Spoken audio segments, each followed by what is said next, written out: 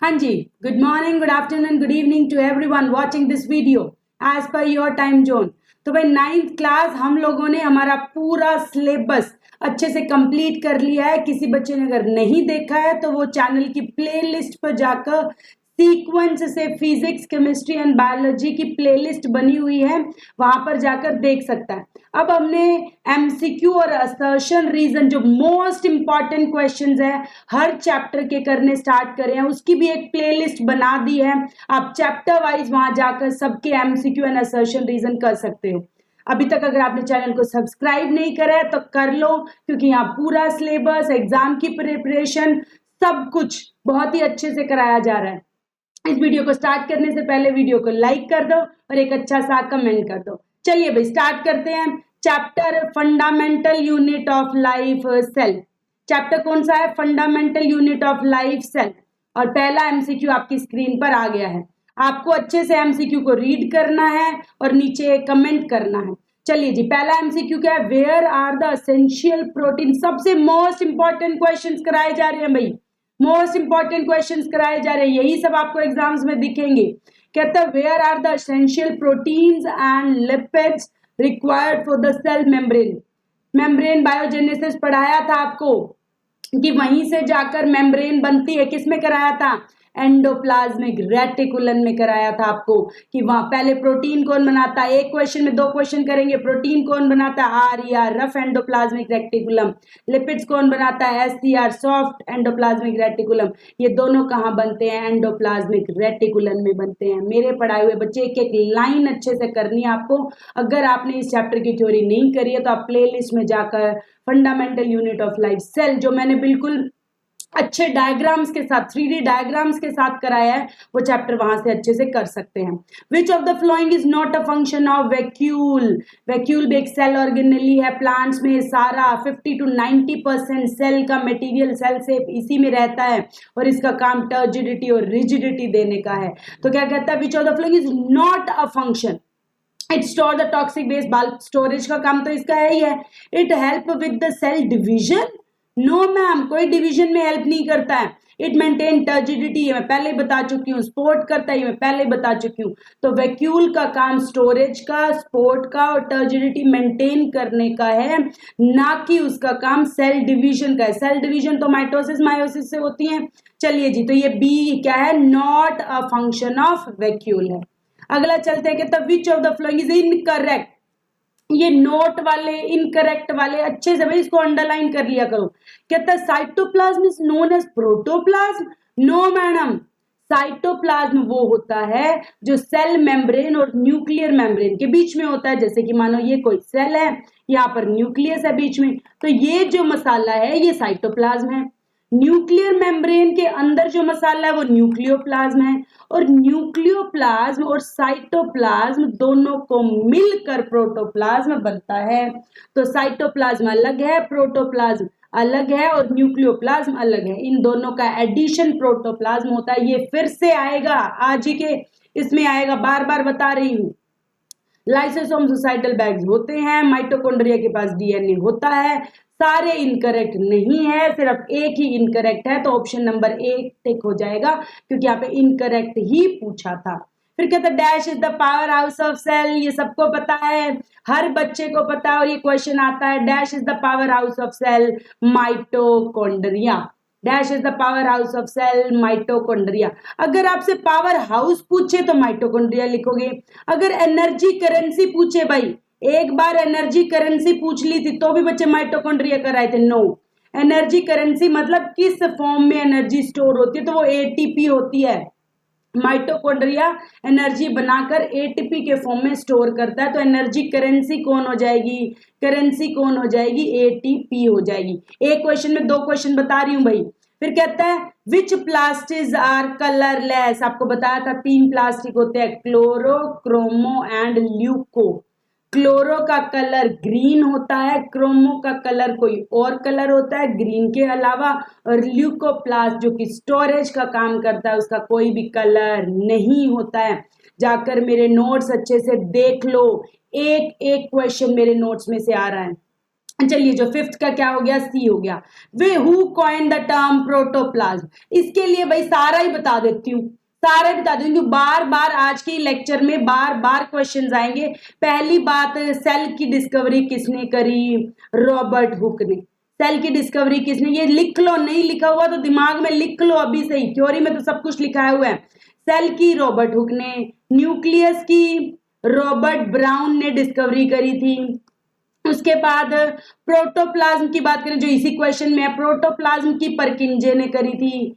ठीक है जी। उसके बाद हमारे पास आता है लिविंग सेल की बात, पी से प्रोटोप्लाज्म, पी से परकिंजे। लिविंग सेल ये डेड था भाई, ये डेड था, रॉबर्ट हुक वाला डेड सेल था, तो अगर आपसे पूछे डेड सेल की डिस्कवरी तो रॉबर्ट हुक। लिविंग बोले तो L for living, L for Leeuwenhoek, लिवन hook.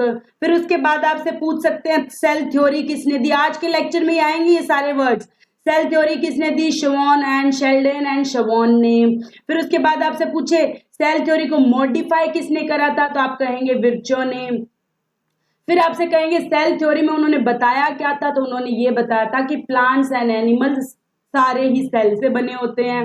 Virchow ने मॉडिफाई क्या बताया था, विर्चो ने ये बताया था कि जो भी सेल होता है वो प्री एग्जिस्टिंग सेल से बनता है। तो ये सारी बातें याद रखनी है, ये एमसीक्यू में खूब पूछे जाते हैं। मेरी थ्योरी के इंट्रोडक्शन में ये कराया था मैंने।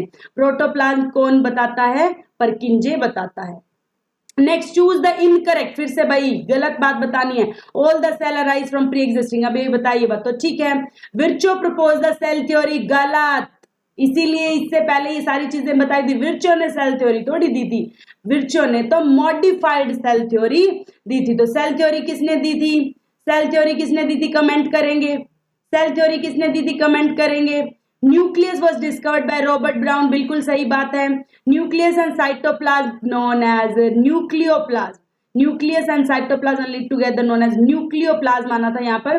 Nucleoplasm and cytoplasm the living cell together form the protoplasm. Next चलते हैं, तो यहाँ पर बी हो गया भाई, और अब बताएंगे मुझे कि सेल थ्योरी दी किसने थी। उसके बाद आएगा only cell organelle seen, very important question, तुम्हारी एनसीईआरटी की लाइन है कि जो प्रोकैरियोटिक सेल होते हैं उनमें वैसे तो cell bound membrane organelles absent होती है, पर उसमें बिखरे हुए कुछ कहते हैं ना नजर आते हैं ग्रेन्यूल्स छोटे छोटे, वो किसके होते हैं, राइबोसोम्स के होते हैं। तो माइटोकॉन्ड्रिया नहीं होती है, प्लास्टिड्स नहीं होते हैं।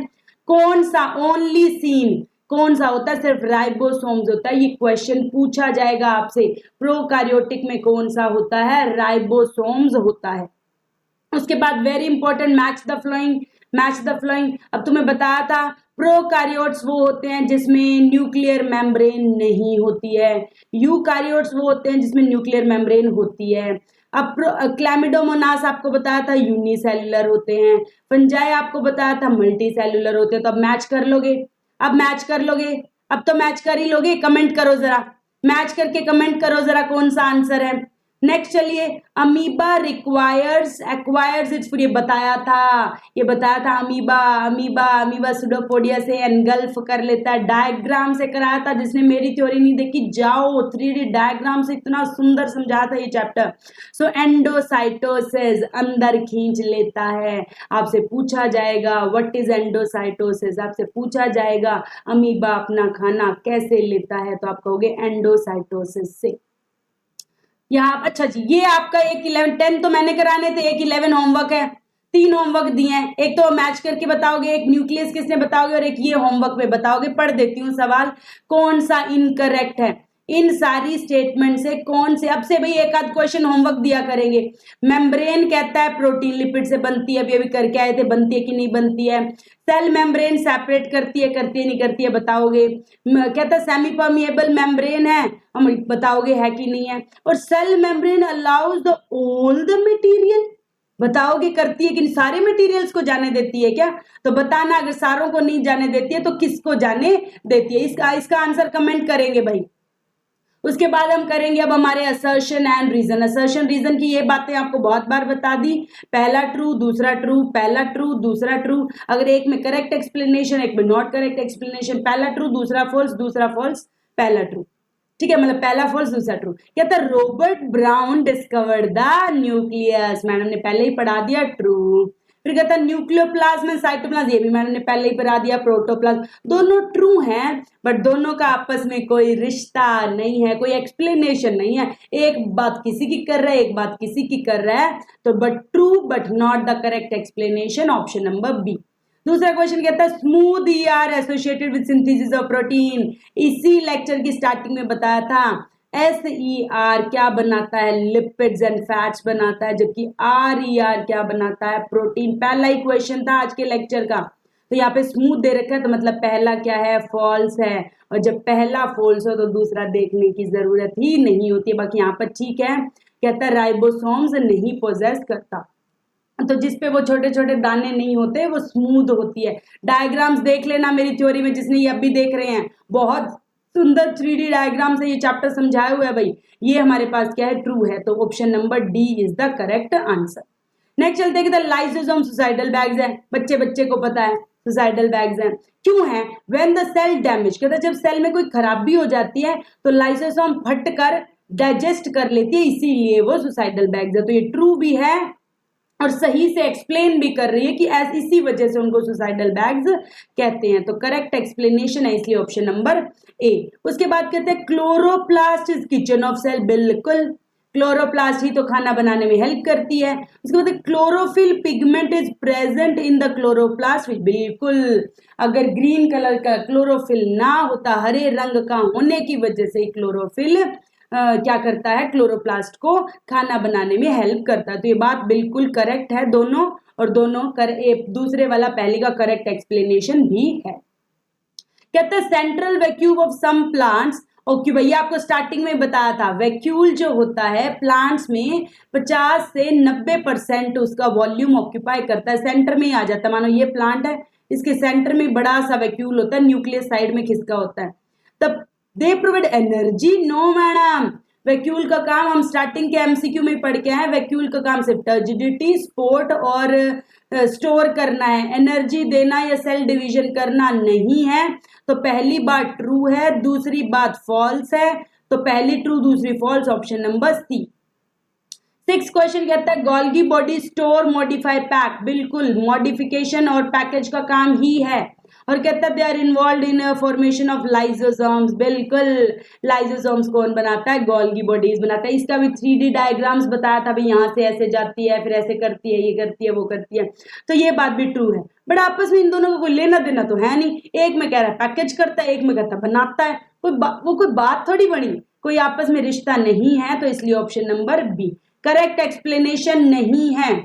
नेक्स्ट चलते हैं भाई, कहता था सेल्स फूल जाता है, हाइपो बताया था, हाइपो में सेल फूल जाता है। वाटर मोर मॉलिक्यूल्स एंटर, बिल्कुल अंदर ज्यादा जा रहे, मैंने आपको बताया था किसी भी सरफेस से पानी अंदर भी जाता है और बाहर भी जाता है।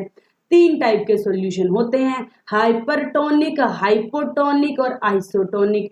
आइसोटोनिक में जितना अंदर जाता है उतना ही बाहर आता है, तो सेल की शेप में कोई भी चेंज नहीं आता है। हाइपरटोनिक में बाहर ज्यादा आता है, अंदर कम जाता है, इसलिए सेल श्रिंक हो जाता है। हाइपर कहते हैं ना जो गुस्सा करते हैं सिकुड़ जाते हैं, पतले होते हैं। नेक्स्ट स्वेल अप, फूल जाता है, हाइपो हो जाता है, मतलब अंदर ज्यादा जा रहा है और बाहर कम आ रहा है। और यही कहा है मोर वाटर एंटर और लेस लीव। तो ये बिल्कुल करेक्ट एक्सप्लेनेशन भी है, करेक्ट एक्सप्लेनेशन भी। देखो एक्सप्लेनेशन में यही तो बताया मैंने, और वही वो रीजन कह रहा है, तो इसका आंसर बी ठीक हो जाएगा। बात भी ठीक है और करेक्ट एक्सप्लेनेशन भी। आपको देखना है, आपको असर्शन की पहले से दिमाग में एक्सप्लेनेशन सोच लेनी है। अगर वही एक्सप्लेनेशन रीजन में गिवन हो तो मतलब ठीक है। कहता है माइटोकॉन्ड्रिया एंड क्लोरोप्लास्ट है सेमी ऑटोनोमस, ये बात बिल्कुल ठीक है। मैंने आपको जब चैप्टर कराया था तो बताया था इन दोनों के पास अपना डीएनए और अपनी प्रोटीन होती है, ठीक है, इसीलिए ये खुद अपना थोड़ा सा कर सकते हैं। तो they are found by division of pre existing organelle and contain DNA but lack protein synthesis machinery. ये बात तो गलत हो गई ना, कहता प्रोटीन सिंथेसिस मशीनरी नहीं है, जबकि उनके पास तो राइबोसोम्स होते हैं, तो प्रोटीन वो खुद का बना सकते हैं। अगर डीएनए और राइबोसोम्स है तो प्रोटीन तो बना सकते हैं, जबकि इसमें कहा है लैक प्रोटीन। तो पहली बात ट्रू है और दूसरी बात फॉल्स है। दूसरी बात सिर्फ डीएनए नहीं होता है, राइबोसोम्स भी होते हैं जो प्रोटीन बनाने में हेल्प करते हैं। तो ये ऑप्शन नंबर सी इसका करेक्ट हो गया, पहला ट्रू दूसरा फॉल्स। कहता हाँ जी, ये क्वेश्चन तो पूछा भी था, किसने सेल थ्योरी प्रपोज करी थी? ट्रू बात है, शेल्डन एंड श्वान ने। This theory states that all the plants are composed of cells. ये बात भी बिल्कुल ठीक है, लेकिन आपस में इन दोनों का कोई रिश्ता नहीं है। एक ने ऐसे कहा, एक ने ऐसे कहा, दोनों स्टेटमेंट है, एक्सप्लेनेशन नहीं है, तो option number B is the correct answer. Last question कहता है cell wall is non living. बिल्कुल बात है, नॉन लिविंग है, सेलुलोज की बनी होती है, काम उसका क्या है? प्रोटेक्ट करना, शेप देना, सपोर्ट करना। ये बिल्कुल ट्रू है और ये सही एक्सप्लेनेशन भी है कि नॉन लिविंग पार्ट है और प्रोटेक्शन वगैरह करते हैं। तो ऑप्शन नंबर ए क्या हो जाएगा? करेक्ट हो जाएगा। तो इसी के साथ हमने आज हमारे अगले चैप्टर के भी असर्शन, रीजन एंड एमसीक्यूज कर लिए हैं। ऐसी डेली चल रही है भाई हमारी, अल्टरनेट डेज पे, एक दिन 9th एक दिन 10th। तो जिस बच्चे ने चैनल को सब्सक्राइब नहीं करा है वो कर लो और वीडियोस को रेगुलर देखो, एग्जाम की बिल्कुल इंपॉर्टेंट क्वेश्चंस के साथ। इन्हीं में से आपको अपने एग्जाम्स में क्वेश्चंस दिखेंगे। तो इसी के साथ keep learning, keep growing. Thank you so much.